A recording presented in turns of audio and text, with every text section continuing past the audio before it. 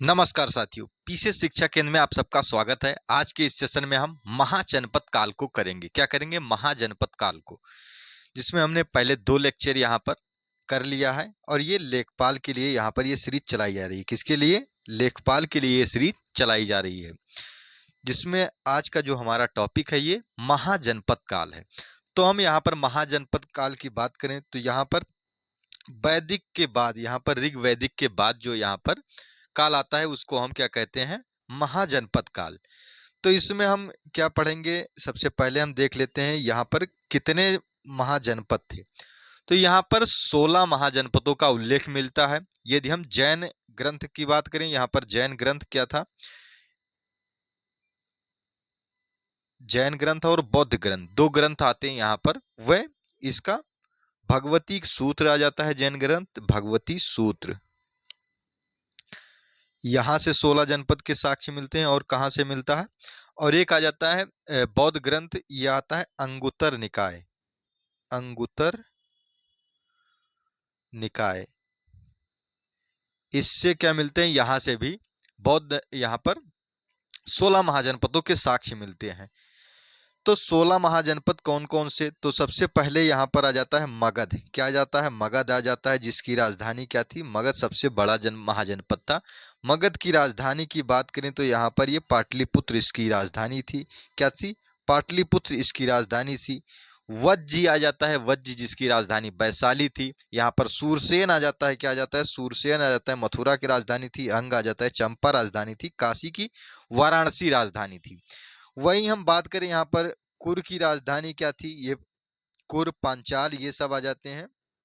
क्या थी? कुर की राजधानी यहाँ पर आ जाती है कुर, पांचाल, और क्या थे? कुर की राजधानी हो जाती है अहिछत्र। क्या हो जाती है? अहिछत्र हो जाती है। यहाँ पर एक आ जाता है, यहाँ पर कंबोज हो जाता है। क्या हो जाता है? कंबोज, जिसकी राजधानी यहाँ पर गंधार, तक्षशिला थी। क्या थी? तक्षशिला थी इसकी राजधानी। काशी की बात करें तो यहाँ पर काशी की राजधानी बनारस थी। क्या थी? काशी की राजधानी बनारस। और मल्ल, एक गणराज्य क्या था? मल्ल भी यहाँ पर एक महाजनपद था। अवंती, इसकी राजधानी उज्जैनी थी। क्या थी? उज्जैनी थी। मत्स्य यहाँ पर थे, यहाँ पर क्या थी? वत्स एक था, वत्स की राजधानी कौशाम्बी थी। क्या थी? वत्स राजधानी कौशाम्बी थी यहाँ पर। तो यहाँ पर हम देखते हैं अवंती, चिद्दी, वत्स, कौशाम्बी, सूरसेन, मत्स्य, कुर, कंधार, कंबोज, अस्मक और मगध, अंग, काशी, कोसल, मल्ल और पंचाल, ये सारी यहाँ पर हो जाते हैं महाजनपद। इतने महाजनपद थे यहाँ पर। हम बात करते हैं अब ये पहला जो क्वेश्चन है, तो पहला क्वेश्चन इसकी बात ये क्या कहता है? ये कहता है सूरसेन महाजनपद की राजधानी क्या थी?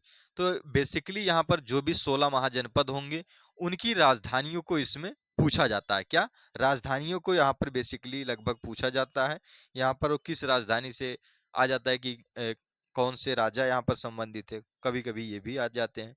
और यहाँ पर हम देखते हैं कि 5 ही क्वेश्चन का वेटेज है, तो वहां पर वो क्या क्या पूछेगा? तो महाजनपद काल हो गया इसमें से, जिससे कुछ कोर एरिया जो है उसी को ही आपको पढ़ना है यहाँ पर। तो सूरसेन यहाँ पर क्या हो जाता है? सूरसेन की राजधानी पूछ रहा है, तो सूरसेन की राजधानी हमको पता है मथुरा है। कहाँ पर? मथुरा है। हम बात करें अगला प्रश्न क्या कर रहा है? अगला प्रश्न कहता है 6वीं से 14वीं शताब्दी तक निम्नलिखित में से कौन सा सबसे शक्तिशाली महाजनपद था? तो सबसे शक्तिशाली महाजनपद की बात करें तो ये मगध था। क्या था? मगध। वज्ज की राजधानी की बात करें तो यहाँ पर ये क्या थी? वैशाली थी वज्जी की राजधानी। अंग की बात करें तो यहाँ पर चंपा थी। क्या थी? ये चंपा। यहाँ पर राजा, यहाँ पर बिंबिसार के दरबार में उस प्रसिद्ध चिकित्सक का क्या नाम था जो भगवान, यहाँ पर भगवान बुद्ध के निजी चिकित्सक थे? तो भगवान के बुद्ध के यहाँ पर जो यहाँ पर निजी चिकित्सक के रूप में जीवक ने कार्य किया था। किसने? जीवक ने कार्य किया था। हम अजात शत्रु की बात करें तो ये हर्यक वंश का शासक है। हर्यक वंश का, यहाँ पर हर्यक वंश का ये प्रतापी शासक है। इसने, इसके काल में क्या हुआ था? यहाँ पर प्रथम बौद्ध संगीतियों का आयोजन हुआ था। प्रथम बौद्ध संगीति, जो बौद्ध संगीति हुई थी उसका आयोजन कहाँ पर? राजगृह में हुआ था। कहाँ पर? राजगृह में। कहाँ पर? राजगृह में हुआ था। तो मगध की राजधानी राजगृह भी रही। और उसके बाद में क्या हुआ? पाटलिपुत्र भी बाद में बनती है मगध की राजधानी। तो मगध की राजधानी राजगृह या पाटलिपुत्र, दोनों में से कोई आ जाएगा। तो उसको मारना है आपको। अब यहाँ पर ये 3 4 5 क्वेश्चन जो इसमें इस बुक के हिसाब से दिए हुए थे, तो यहाँ पर सारी राजधानियों को आपको क्या करना है, गो थ्रो करना है, और यहाँ से वहीं से क्वेश्चन आपको मिल जाएंगे देखने। तो यहाँ पर हम थोड़ा क्या कर लेते हैं, जो महाजनपद काल के यहाँ पर कुछ महाजनपद काल का जो शासन रहा, तो यहाँ पर सबसे पहले हम बात करते हैं तो हर्यक वंश, यहाँ पर हर्यक वंश आ जाता है। क्या आ जाता है, हर्यक वंश। उसके बाद क्या है, नागवंश आता है। क्या है, नागवंश। फिर नंदवंश, नागवंश, नंदवंश। उसके बाद में जो अगला आता है ये मौर्य आता है। क्या आता है, मौर्य। यहीं से साम्राज्य का उत्कर्ष होता है, एक भारी भरकम साम्राज्य आता है, जहां पर जो चंद्रगुप्त मौर्य रहते हैं वो चाणक्य की सहायता से क्या करते हैं, एक बड़े साम्राज्य का यहाँ पर वो निर्माण करते हैं, एक बड़ा साम्राज्य का निर्माण करते हैं चंद्रगुप्त मौर्य के जो है विष्णुगुप्त की सहायता से, चाणक्य की सहायता से। यहाँ पर नंद वंश का जो शासक रहता है उसने जो है यहाँ पर अराजकता उसके यहाँ फैली रहती है। उसी के आधार पर क्या करते हैं कि चाणक्य उसके यहाँ जाते हैं और कहते हैं कि आप ये जो अराजकता फैली है, या फिर जो हमारे ऊपर जो है बाहरी आक्रमण यहाँ पर होने वाला है, यहाँ पर जो था सिकंदर था, तो उसी का आक्रमण का खतरा था, इसलिए चेताने गए थे यहाँ पर चाणक्य जी नंद वंश के शासक को। लेकिन उसने उनका मजाक बनाया, फिर उन्होंने कसम खाई, अपनी छुट्टियां खोली। उसके बाद क्या होता है कि वह मौर्य वंश का यहाँ पर नींव डालते हैं। क्या करते हैं, मौर्य वंश का नींव डालते हैं एक यहाँ पर। और फिर एक बड़ा साम्राज्य आता है, वहीं से अशोक जैसे राजा हमें प्राप्त होते हैं यहाँ पर। फिर अब हम अगला जो यहाँ पर आ जाता है, इसमें ये जैन और बौद्ध धर्म को, तो इसमें हम आज ही जैन और बौद्ध धर्म को भी कर लेते हैं।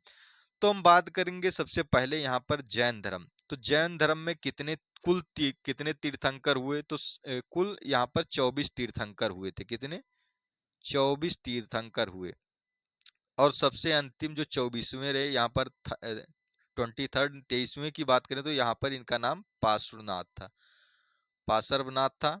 और 24वें की बात करें तो वहां पर महावीर, यहाँ पर महावीर स्वामी थे ये, तो महावीर स्वामी थे ये। हम बात करते हैं यहाँ पर जो क्वेश्चन पूछा, यहाँ पर आदि पुराण, यहाँ पर आदि पुराण किस तीर्थंकर की संत रचित यहाँ पर संग्रह है। तो आदि पुराण किसका है, तो इनका आदिनाथ का था। किसका, आदिनाथ का था ये। हम बात करें तो ये 23वें तीर्थंकर थे। कौन से तीर्थंकर थे, 23वें तीर्थंकर। हम बात करें कि जैन धर्म का जो संस्थापक था तो वो कौन थे, जैन धर्म के संस्थापक की बात करें तो ये ऋषभनाथ थे। कौन थे, पहले तीर्थंकर और ऋषभनाथ थे ये। इनको आदिनाथ के नाम से भी जाना जाता है। ऋषभ को ही यहाँ पर, ऋषभनाथ को जो हैं उनको ही आदिनाथ के नाम से जाना जाता है। क्या है, ऋषभनाथ को ही यहाँ पर, ऋषभ देव को आदिनाथ के नाम से जाना जाता है। हम अगले प्रश्न की बात करें। अगला प्रश्न कह रहा है पहले जैन तीर्थंकर कौन थे। तो पहले तीर्थंकर कौन थे, यहाँ पर ऋषभनाथ थे। कौन, ऋषभनाथ। हम बात करें महावीर स्वामी की तो ये 24वें थे। कितने नंबर के थे, 24वें थे। हम बात करें बुद्ध ने किस उम्र में परिनिर्वाण या परिनिर्वाण जिसको कहा जाता है, परिनिर्वाण, परिनिर्वाण इसको कहा जाता है, या फिर जो जीवन से मुक्ति कब पाई यहाँ पर। तो बुद्ध ने 80 वर्ष की उम्र में यहाँ पर आ जाता है। कहाँ पर ये हुआ था, कुशीनगर। कहाँ पर, कुशीनगर में, या कुशीनारा जिसको कहते हैं, वहां पर इनकी मृत्यु होती है। और सबसे पहला जो उपदेश जिसको धर्म चक्र परिवर्तन कहते हैं, प्रवर्तन, तो ये कहाँ पर, ये सारनाथ में हुआ था। कहाँ पर, सारनाथ, वाराणसी के पास पड़ता है। क्या है, वाराणसी के पास पड़ता है सारनाथ। हम बात करें यहाँ पर जो महावीर ने निम्नलिखित में से किस स्थान पर मोक्ष प्राप्त किया था। तो महावीर जो है इन्होंने पावापुरी में, कहाँ पर, पावापुरी में मोक्ष प्राप्त की। महावीर के जन्म की बात करें तो यहाँ पर क्या है, जन्म की बात करें उनका तो कुंडल ग्राम है। क्या है, कुंडल ग्राम। कहाँ पर ये कुंडल ग्राम कहाँ पर आ जाता है, ये वैशाली आ जाता है। क्या आ जाता है, वैशाली।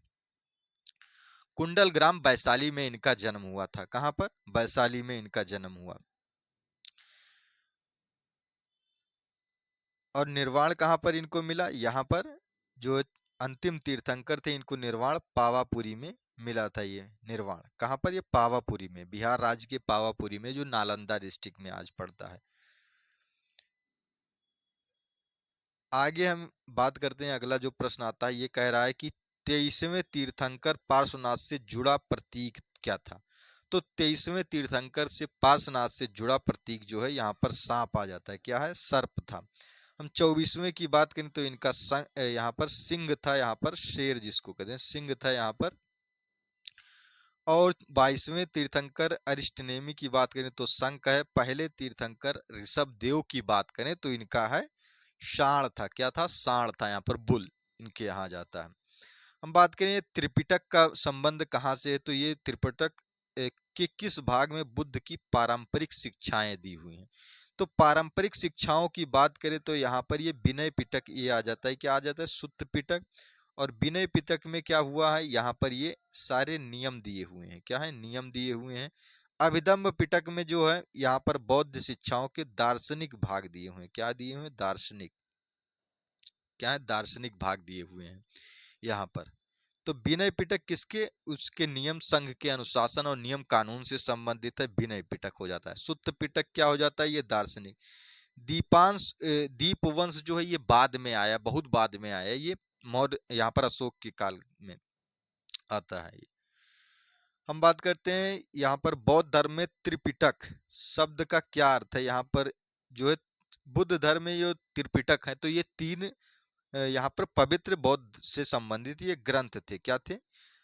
तीन टोकरियां का संग्रह जिनमें बौद्ध की शिक्षाएं यहाँ पर रखी गई हैं। यहाँ पर जिनकी बौद्ध शिक्षाएं संकलित की गई हैं यहाँ पर। 3 बास्केट या कलेक्शन कंटेन बुद्धिस्ट टीचिंग यहाँ पर आ जाता है। ये जो अगला यहाँ पर आ जाता है, ये अगला क्वेश्चन ये कह रहा है जैन धर्म परंपरा में कितने तीर्थंकर हुए? तो कितने?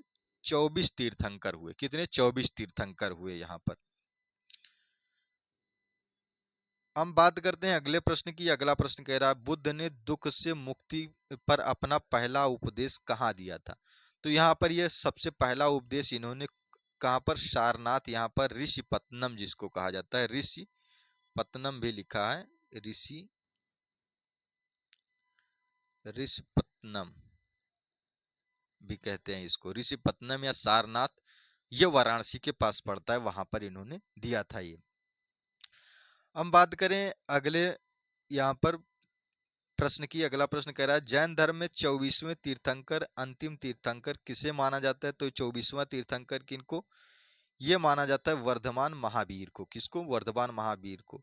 यहाँ पर हम बात करें पार्श्वनाथ, ये 23वें थे। और ये कौन थे? ये थे पहले ऋषभनाथ। क्या थे? पहले तीर्थंकर थे यहाँ पर ये। हम बात करें भगवान महावीर स्वामी को ज्ञान की प्राप्ति कहाँ हुई थी? तो जंभिक ग्राम में। कहाँ पर? ये जंभिक ग्राम में। ये ऋजुपालिका नदी आ जाती है। क्या आती है? ऋजुपालिका नदी के किनारे इनको ज्ञान की प्राप्ति होती है। ऋजुपालिका नदी के किनारे इनको ज्ञान की प्राप्ति होती है यहाँ पर। किनको? महावीर स्वामी को। हम बात करें यहीं पर हम बात कर लेते हैं यहाँ पर बुद्ध को ज्ञान की प्राप्ति कहाँ हुई थी? तो बुद्ध को ज्ञान की प्राप्ति कहाँ हुई थी? तो इनको ज्ञान की प्राप्ति बोध गया में हुई थी। कहाँ पर? बोध गया में। और किस नदी के किनारे? तो इनको हुई थी, ये निरंजना नदी आ जाती है। क्या आ जाती है? निरंजना। निरंजना नदी जिसको आज हम पुनपुन पुनपुन नाम से जानते हैं, वहां पर इनको ज्ञान की प्राप्ति हुई थी। कहां पर? निरंजना नदी के किनारे। हम बात करते हैं अगले प्रश्न की। अगला प्रश्न कह रहा है माना जाता है कि गौतम, और यहाँ पर गौतम सिद्धार्थ ये कह रहा है गौतम बुद्ध ने अंतिम अनुभूति के लिए बोध गया जाने से पहले 6 साल तक निम्नलिखित में से किस स्थान पर पवित्रता पूर्वक ध्यान किया था? तो यहाँ पर इन्होंने डुंगेश्वरी गुफा में के पास में यहाँ पर इन्होंने लगभग 6 वर्ष तक जो है पहले यहाँ पर वह अपने ज्ञान प्राप्ति के क्रम में पहले कुछ वर्षों तक यहाँ पर व्यतीत करते हैं। उसके बाद में उनका मन नहीं रमता है, उसके बाद वे वहां से प्रवास कर जाते हैं। क्या करते हैं? वहां से प्रवास कर जाते हैं और अंतिम रूप से वहीं इनको ज्ञान की प्राप्ति होती है। जहां पर इनके सिद्धांत की बात करें तो इनका सिद्धांत क्या है? मध्यम मार्ग।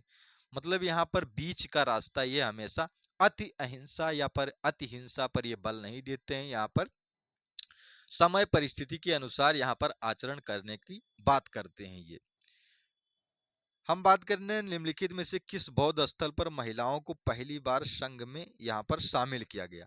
तो यहाँ पर पहली बार जो संघ में शामिल करने का काम किया गया था तो यह वैशाली में किया गया था। कहाँ पर? वैशाली में, जहाँ पर इनकी जो प्रतिपाल्य माता थी, यहाँ पर गौतमी, जिनका नाम था गौतमी, प्रजापति गौतमी, इन्हों इन्हों को ही इनको ही क्या किया गया था, सबसे पहले यहाँ पर संघ में प्रवेश दिया गया था। वैशाली की लिच्छवियों ने यहाँ पर कुटाग्रशाला नामक विहार बुद्ध को दान दिया था। क्या किया था? कुटाग्रशाला। तो ये कुटाग्रशाला कहाँ पर है? वैशाली में है। कुटाग्रशाला कहाँ पर है? वैशाली में है। तो आप लोग ये ध्यान रखेंगे कि यहाँ पर सबसे पहले जो संघ में महिलाओं को प्रवेश दिया गया तो ये कहाँ पर दिया गया? तो ये दिया गया था कहाँ पर? वैशाली में दिया गया था। और सबसे पहली जो इनकी माता थी यहाँ पर, जो मौसी थी इनकी, प्रतिपाल्य माता थी, तो वह उन्हीं को यहाँ पर दिया गया था। हम बात करें सारनाथ में, तो सबसे पहला उपदेश कहाँ पर? सबसे पहला उपदेश सारनाथ में दिया गया था। और हम बात करें यहाँ पर श्रावस्ती में सर्वाधिक उपदेश, सर्वाधिक उपदेश की बात करें तो ये सर्वाधिक उपदेश कहाँ पर? श्रावस्ती में गौतम बुद्ध ने दिया था। राजगीर की बात करें तो राजगीर में सबसे पहली जो बौद्ध काउंसिल, यहाँ पर सबसे पहली जो है बौद्ध काउंसिल जो है आयोजित हुई थी, बौद्ध परिषद, ये आयोजित हुई कहाँ पर? राजगीर में आयोजित हुई। हम बात करें महावीर और उनके अनुयायियों की शिक्षा कई शताब्दियों तो मौखिक रूप से प्रसारित होती रही। इन्हें लगभग 1500 वर्षों पहले लिखा गया था। वर्तमान में वे निम्नलिखित में से किस स्थान पर उपलब्ध हैं? यहाँ पर जो उनकी मौलिक, महावीर और उनके अनुयायियों की शिक्षाएं कहाँ पर वर्तमान में उपस्थित हैं? तो वल्लभी के गुजरात में यहाँ पर ये पाई जाती हैं। जो जैन धर्म से संबंधित यहाँ पर महत्वपूर्ण पीठ है, ये वल्लभी गुजरात वाला ये आ जाता है। हम बात करते हैं, कुल 12 अंगों को लिपिबद्ध किया गया था। यहाँ पर अंग मतलब वहां पर 12 पुस्तकें लिखी गई थी, 12 शिक्षाएं मतलब 12 शिक्षाएं थी, वैसी लिखी गई थी। यहाँ पर प्रथम जैन संगीत की बात करें तो यहाँ पर स्थूल भद्र ने इसका नेतृत्व पाटलिपुत्र में किया था। कहाँ पर? और दूसरी बौद्ध संगीत कहाँ पर? ये वल्लभी गुजरात में, जहाँ पर जो है सारे ग्रंथों को संकलित किया गया था। हम अगले प्रश्न की बात करते हैं। यहाँ पर अगला प्रश्न आ जाता है, महावीर स्वामी को जिन के नाम से जाना जाने लगा, जिन का अर्थ क्या है?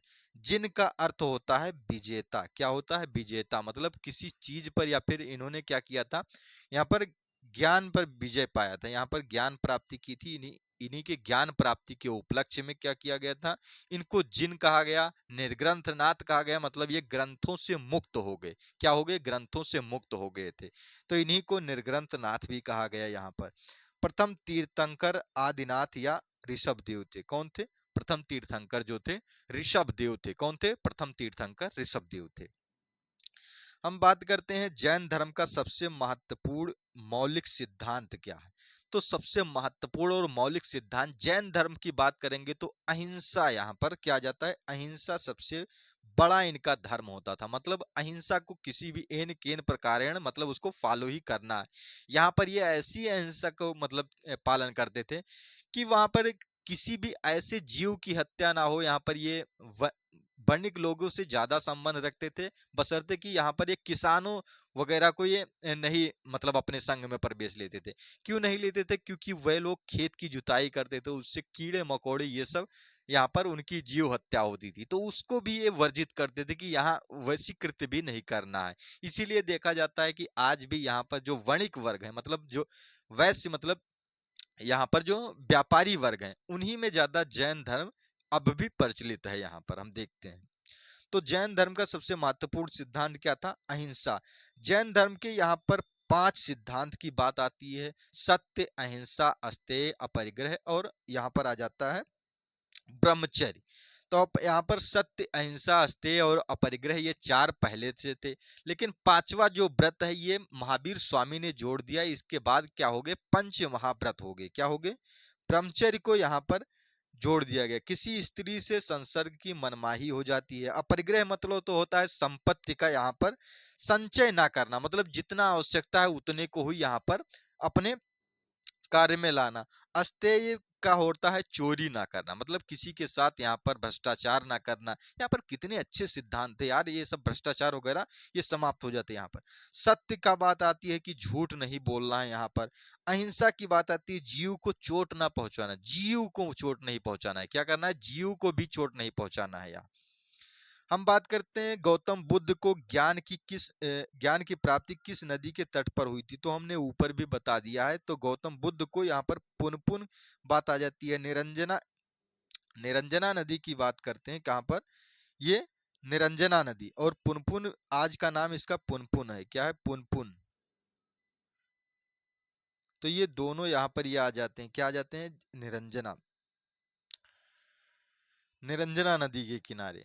हम बात करते हैं अगले प्रश्न की। तो अगला प्रश्न क्या कह रहा है, गौतम बुद्ध ने सारनाथ में अपना पहला उपदेश दिया था, तो यहाँ पर इसको क्या कहा जाता है, उस उपदेश को, तो उस उपदेश को धर्म चक्र परिवर्तन कहते हैं। क्या कहते हैं, धर्म चक्र परिवर्तन कहते हैं। क्या कहते हैं, धर्म चक्र परिवर्तन कहते हैं।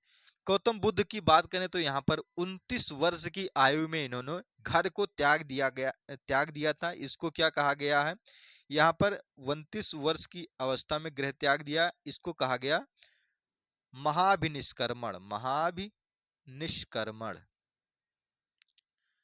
मतलब घर से निकलने को यहाँ पर महाभिनिष्क्रमण कहा गया। और फिर महापरिनिर्वाण किसको कहा जाता है, जब गौतम बुद्ध की यहाँ पर जो परमात्मा में विलीन हो जाते हैं, उसको कहा गया है महापरिनिर्वाण। हम बात करते हैं अगले प्रश्न की। अगला प्रश्न कह रहा है निम्नलिखित में से किस स्थान पर प्रथम बौद्ध संगीत हुई, तो इसको भी हमने बता दिया है, यहाँ पर राजगीर में हुई थी। कहाँ पर, ये राजगीर में यहाँ पर ये बौद्ध संगीत हुई थी। और इसका जो आयोजक था ये अजात शत्रु था। कौन था, अजात शत्रु था। ये कौन था, अजात शत्रु, ये बिंबिसार का बेटा था। क्या था, बिंबिसार का बेटा था ये। इसको पितृहंता की संज्ञा भी दी जाती है, क्योंकि ये पिता को अपने उतार करके क्या हुआ था, यहाँ पर गद्दी इसने प्राप्त की थी। क्या की थी, गद्दी प्राप्त की थी। 483 ईस्वी पूर्व में इसको आयोजित किया गया था, प्रथम बौद्धिस्ट काउंसिल। वहां पर द्वितीय बौद्ध काउंसिल की बात करें तो यहाँ पर वैशाली में इसको सबकामी की अध्यक्षता में हुई थी, और कालाशोक के शासनकाल में हुई थी। कब, कालाशोक के शासनकाल में। ये नाग वंश का शासक रहता है। कब, नाग वंश का। तृतीय बौद्ध संगीत की बात करें तो पाटलिपुत्र में भोगलीपुत्र इसकी अध्यक्षता करते हैं। और अशोक के शासनकाल में ये मौर्य वंश का शासक था। कौन था, मौर्य वंश का शासक था। चतुर्थ बौद्ध संगीत की बात करते हैं तो चतुर्थ बौद्ध संगीत कहाँ हुई थी, कुंडलबंद कश्मीर में हुई थी। और ये कुषाण यहाँ पर कनिष्क की, यहाँ पर कनिष्क के कार्यकाल में इसको, यहाँ पर कनिष्क इसका आयोजक था यहाँ पर। और वसुमित्र इसकी अध्यक्षता कहते हैं। और पहली यहाँ पर जो बौद्ध संगीत आ जाती है, क्या आ जाती है, पहली बौद्ध संगीत, इसकी अध्यक्षता करने का काम महाकश्यप करते हैं। कौन, महाकश्यप करते हैं ये। तो यहाँ पर हमने सारी बौद्ध संगीतियों से संबंधित भी देख लिया है। यहाँ से एक प्रश्न आना अनिवार्य है, यहाँ पर आ जाएगा, इसको आप लोग पढ़ना चाहिए। 6ठी शताब्दी ईसा पूर्व में जैन और बौद्ध ग्रंथों में कितने महाजनपदों का उल्लेख है, तो 16 महाजनपदों का उल्लेख था। तो अंगुतर निकाय जो आ जाता है, अंगुतर निकाय हमने बताया था, अंगुतर, तो ये अंगुतर निकाय जो हो जाता है यहाँ से मिल जाता है। और क्या हो जाता है, भगवती सूत्र, ये भगवती सूत्र क्या है, जैन ग्रंथ, यहाँ से मिलता है। 16 महाजनपदों के साथ अंगुतर निकाय जो है वो आ जाता है, बौद्ध यहाँ पर ग्रंथ, यहाँ से भी जो 16 महाजनपदों के साक्ष्य मिलते हैं। हम बात करें भगवान बुद्ध की 200 फीट ऊंची कांस्य प्रतिमा स्थापित करने का निर्णय लिया गया, तो ये कहाँ पर स्थापित की गई थी, तो ये कुशीनगर में यहाँ पर ये स्थापित की गई। कुशीनगर में 200 फीट यहाँ पर ऊंची कांस्य प्रतिमा। दिसंबर 2013 में यहाँ पर उत्तर प्रदेश के पूर्व मुख्यमंत्री अखिलेश यादव ने मैत्रेय परियोजना के तहत इसको अंजाम दिया था। मतलब ये स्थापित की गई ये मूर्ति। हम बात करते हैं यहाँ पर अगले प्रश्न की। तो अगला प्रश्न कहता है ये बुद्ध को महापरिनिर्वाण, ये बुद्ध की मृत्यु कहाँ पर हुई थी? तो ये कुशीनगर में हुई थी। कहाँ पर? ये कुशीनगर में। हम बात करें बुद्ध के जन्म की, तो जन्म इनका लुम्बिनी हो जाता है। कहाँ हो जाता है? लुम्बिनी हो जाता है। गृह त्याग की बात करें तो यहाँ पर महाभिनिष्क्रमण कहा जाता है इसको। ज्ञान प्राप्ति बोध गया बिहार में होता है। फिर मृत्यु जो महापरिनिर्वाण के नाम से जानी जाती है कुशीनगर में हो जाती है। कहाँ से? कुशीनगर में हो जाती है। हम बात करें 68 नंबर प्रश्न की। ये कह रहा है किस स्मारक से गौतम बुद्ध ने दुनिया के लिए बौद्ध धर्म के अपने दिव्य ज्ञान का प्रचार किया? तो ये कहाँ से किया था? महाबोधि मंदिर समूह से। तो ये महाबोधि मंदिर समूह ही हो जाएगा, क्योंकि और सारे इससे इररिलेवेंट हैं सारे प्रश्न जो हैं। हम बात करें ज्ञान प्राप्ति करने के बाद गौतम बुद्ध को यहाँ पर किस रूप में जाना गया? तो गौतम बुद्ध को यहाँ पर बुद्ध के रूप में जाना गया जब वह यहाँ पर सिद्धार्थ जो है बुद्ध कहलाने लगे। जब वह ज्ञान प्राप्ति उनको हो गई तो वे क्या कहलाने? बुद्ध कहलाने लगे। क्या? बुद्ध कहलाने लगे। और यहाँ पर जिस वृक्ष के नीचे इनको ज्ञान की प्राप्ति हुई थी उसको बोधि वृक्ष का नाम से जाना जाता है। बोधि वृक्ष। ये कहाँ पर है? ये जो है गया में है। कहाँ पर? गया में है। यहाँ पर बिहार के गया में अवस्थित है। हम बात करें अगले प्रश्न की। बोध गया एक महत्वपूर्ण बौद्ध तीर्थ केंद्र है क्योंकि गौतम बुद्ध ने यहाँ ज्ञान प्राप्त किया था। क्या किया था? ज्ञान प्राप्त किया था। निरंजना या फाल्गु नदी यहाँ पर जो पुनपुन की सहायक है, सॉरी हमने पुनपुन भी यहाँ पर कह दिया था उसको, निरंजना वाली की। ये फाल्गु है, ये पुनपुन की सहायक है। ये यहाँ पर इनको निरंजना के किनारे होता है। हालांकि उसमें निरंजना और पुनपुन दोनों दिए दिया था, तो निरंजना ही आपको मारना है। आंसर में दोनों हो तो निरंजना ही मारना है वहां पर। जो बौद्ध और जैन ग्रंथ के जो ग्रंथ थे उनकी भाषा की बात की जाए तो यहाँ पर बौद्ध और जैन ग्रंथों की भाषा की बात करें तो ये भाषा हो जाती है पाली भाषा में लिखी गई थी। यहाँ पर जैन वाले क्या आते हैं? अर्ध मागधी भी आते हैं। अर्ध मागधी भी कहते हैं इसको, मागधी। अर्ध मागधी भी आती है इनमें। बौद्धों के लिए उत्तर प्रदेश में स्थित सारनाथ क्यों महत्वपूर्ण है? तो सारनाथ में पहला यहाँ पर उपदेश इन्होंने दिया था। क्या किया था? पहला उपदेश सारनाथ में ही दिया था इन्होंने। किसने? भगवान बुद्ध ने यहाँ पर सबसे पहला उपदेश दिया था। यहाँ पर ज्ञान प्राप्त करने के बाद भगवान बुद्ध ने सारनाथ में अपना पहला उपदेश दिया था। मनुष्य जीवन का सर्वोत्तम ध्येय है कैवल्य। तो ये कैवल्य का संबंध कहाँ से? तो कैवल्य यहाँ पर जो होता है ये इच्छाओं पर विजय प्राप्त करना होता है। तो ये जैन धर्म से संबंधित है। कहाँ से? ये जैन धर्म से संबंधित है। कैवल्य का संबंध किससे है? जैन धर्म से है ये। हम अगले प्रश्न की बात करते हैं। जैन धर्म में 3 रत्न, त्रिरत्न की बात कही गई है यहाँ पर। तो त्रिरत्न यहाँ पर राइट फैथ होता है, राइट नॉलेज होता है और राइट यहाँ पर एक्शन होता है, आचरण होता है। राइट फैथ, राइट नॉलेज और राइट एक्शन होता है। ये सही विश्वास, सही ज्ञान और सही आचरण करना, ये 3 यहाँ पर रत्न, यहाँ पर ध्येय वाक्य देखे जाते हैं। क्या होते हैं? ध्येय वाक्य देखे जाते हैं। तो अब हम इसको यहाँ पर अपने सेशन को यही रोकते हैं और आशा करते हैं कि ये आपको अच्छा लगा होगा और आप लोग यहाँ पर इसको देख रहे होंगे और क्या करेंगे, इसको देख करके आप लेखपाल में अपनी सिलेक्शन सुनिश्चित कर सकते हैं। तो मैं आपसे विदा लेता हूँ इसी के साथ और नेक्स्ट सेशन में हम मौर्य और मौर्योत्तर साम्राज्य को करेंगे। तो धन्यवाद। आप लोग इसको लाइक, सब्सक्राइब और शेयर जरूर करें।